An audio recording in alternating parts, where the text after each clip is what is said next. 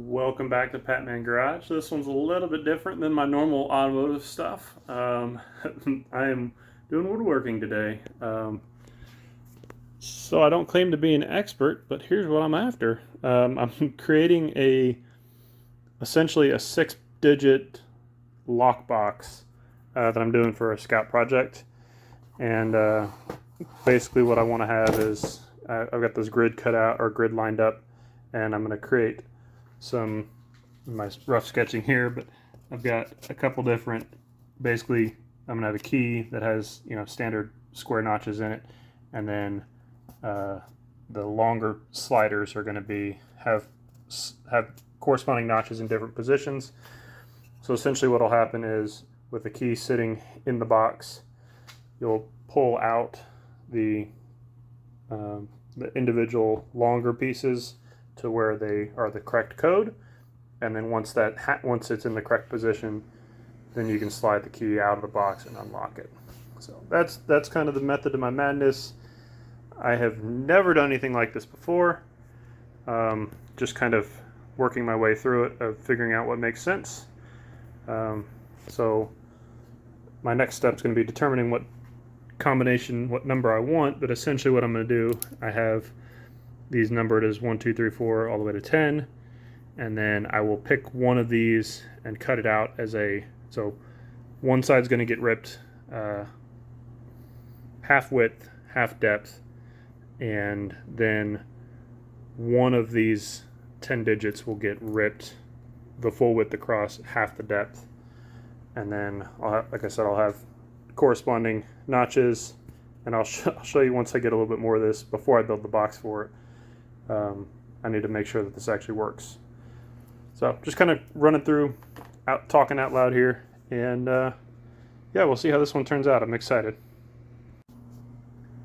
Really have no idea what to expect with this one, because like I said, I've never done anything like this before, so wish me luck.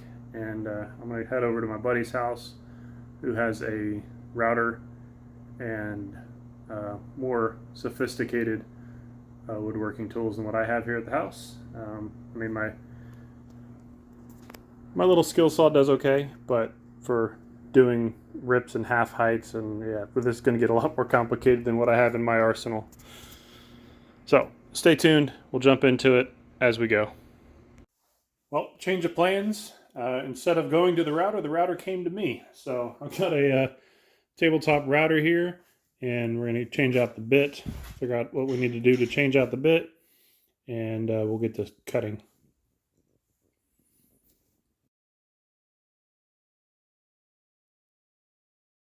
Made a bunch of progress. Not quite finished with my train of thought here, but basically this will give you a good idea what I'm after here. So I've got a through line cut out of all these. These two will be cut. That's why they're marked with an X. And then each one of the corresponding locks will have a single gateway pulled out of it. So what'll happen is you'll dial in the number, say this one's a 4. So then that number 4 will get cut. Say this one's a 7 or whatever. Basically, you'll have to pull these until they're all lined up where all the open gates pull through. And then at that point, the key, which has not been cut either, can then slide clean out of the whole unit. So that's the plan. I've never done this before, like I explained, but I think I got it figured out here, and I'm excited to see if this will actually work out of what I came up with in my head.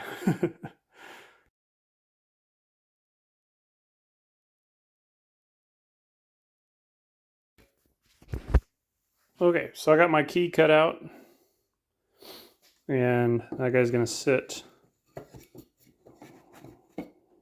Okay, this guy's gonna sit like that, and you'll be able to slide each one of these to the corresponding. So this one's got a black marker where I'm gonna cut out, and you'll slide them all to the corresponding spots, like so. Once all those windows line up in the same spot, then this key will then be able to be drug through the block, and that'll be how you open up the box. Well, this will slide through everything, and so I'm going to cut out the individual key notches now, and then we'll get to assembling the rest of the box.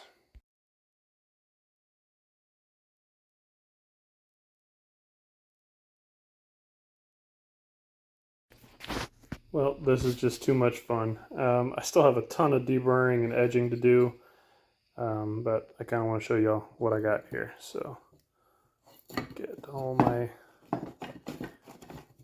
pieces lined up here.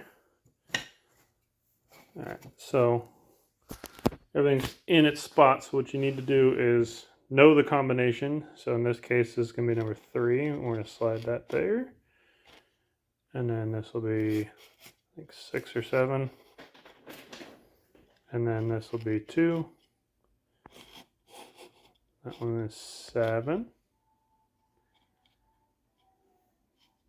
And 2. And 5. And then once all those are in position, in the right positions, then this should actually slide through.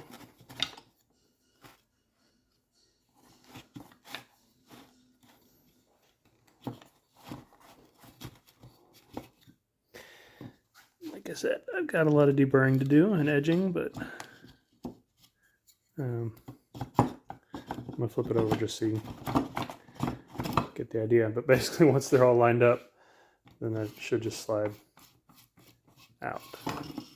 Now, like I said, it'll be this direction, so when they are in this position, you can see that the half of the gate, when it slides here, will prevent you from sliding that. So if there's any one of the gates that's not lined up, you can't pull the key out.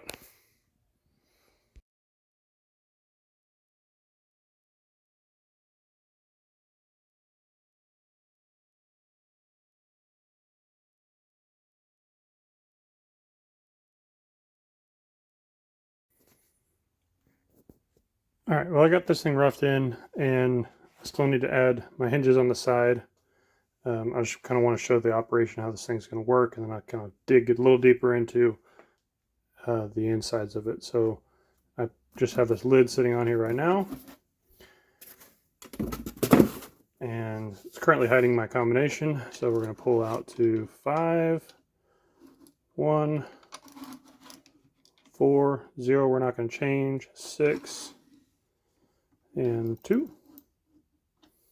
And then with that combination correctly set, should be able to come over here to the side and pull out our lock pawl like that.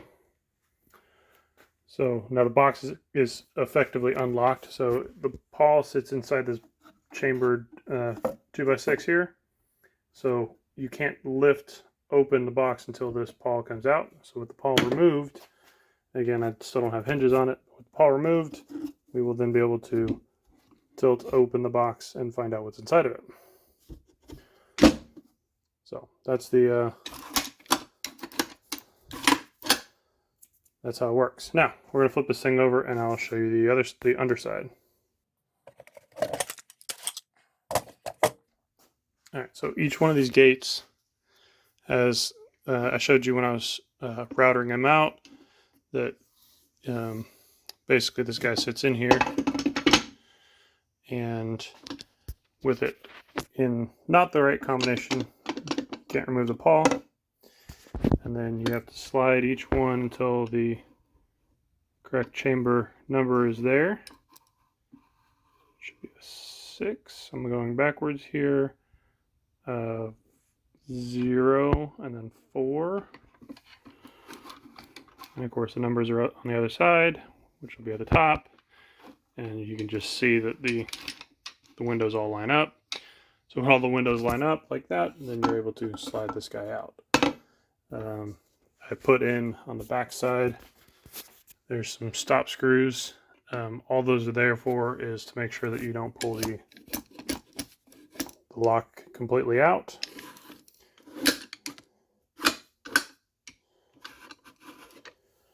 And that's it.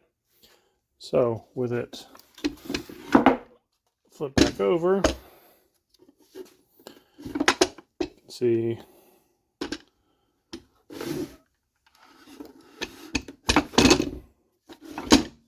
How it's going to work out. So I'm really excited about it. Never built anything like this before. It's kind of overbuilt for being something that's literally just kind of a, not really quite a prop, but kind of sort of. So anyways, that's the gist of it. I want to still finish out a couple more pieces, but there you go. So what's in the box?